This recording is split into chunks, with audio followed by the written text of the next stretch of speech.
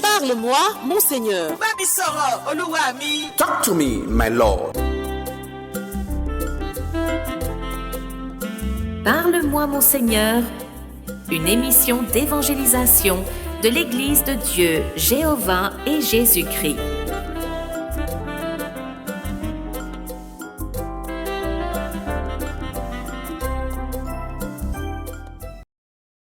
Chers auditeurs et auditrices de la grande émission Parle-moi mon Seigneur, Dieu nous a donné encore une fois aujourd'hui la grâce de nous rencontrer sur cette émission autour de sa parole. Mais avant d'entrer dans le message que nous allons entendre, nous allons écouter, prions. Seigneur, c'est toi qui ouvres ta parole aux hommes, la parole que tu nous as dite pour notre bien, pour notre salut. Seigneur, ce passage sur lequel porte le message de ce jour, donne-nous la grâce, Seigneur, de comprendre le passage et le message tiré de ce passage. Au nom de Jésus-Christ. Amen. Alors, chers auditeurs, le passage sur lequel porte le message que nous communiquons ce jour se trouve dans Romains chapitre 10, verset 13. Je lis dans ma version Louis II. Car quiconque invoquera le nom du Seigneur sera sauvé. Le message que nous tirons de ce passage, c'est le moyen pour ton salut. Le moyen pour ton salut. On a besoin du salut lorsqu'on se trouve dans une situation périlleuse. Il y a beaucoup de situations que nous traversons, mais il y en a de très importantes dans lesquelles nous nous retrouvons. Par exemple, la perdition par le péché. Et la parole enseigne que tous sans péché sont privés de la présence glorieuse de Dieu. Tout homme sur terre est un pécheur. Il suffit qu'il soit né d'une femme pour être pécheur. Donc, tous les hommes se trouvent dans cette situation. Il y a également la maladie, il y a toutes sortes de dominations, notamment la domination du péché, la domination des pouvoirs des ténèbres, la domination d'une situation dans laquelle on se retrouve et dont on ne peut se libérer. D'habitude, les gens, ils ont recours à toutes sortes de solutions, mais qui se révèlent toujours inefficaces. Et ce passage nous demande d'invoquer le nom du Seigneur pour être sauvé, pour être libéré de toutes ces situations.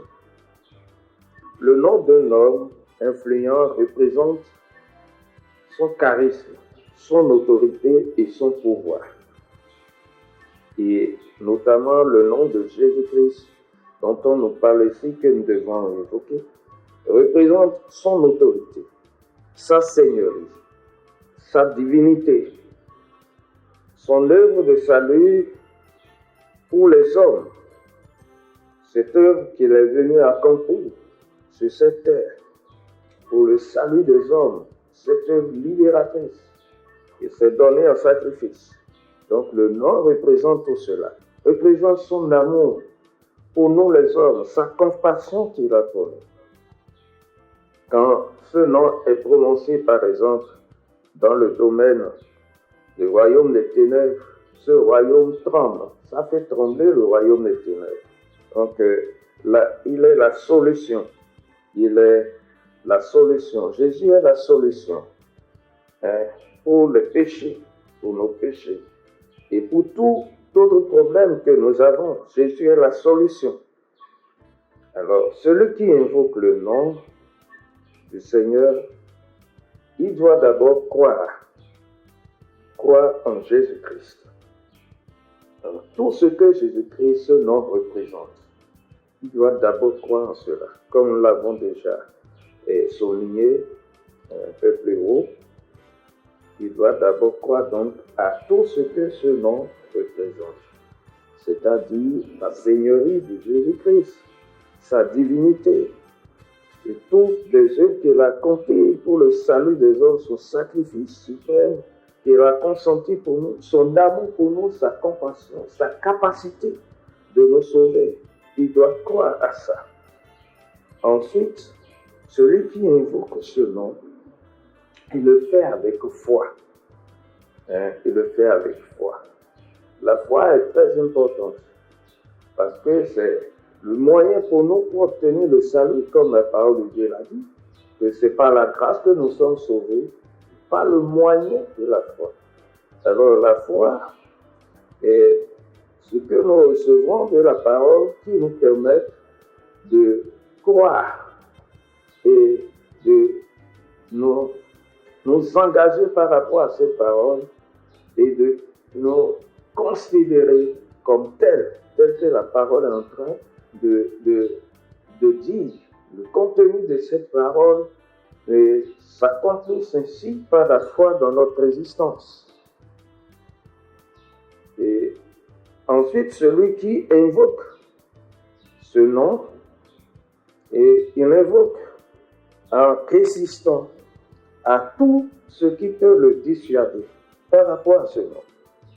Oui, il y a des pensées qui viennent dissuader, il y a des situations qui viennent nous contrarier par rapport à ce que nous croyons de ce nom.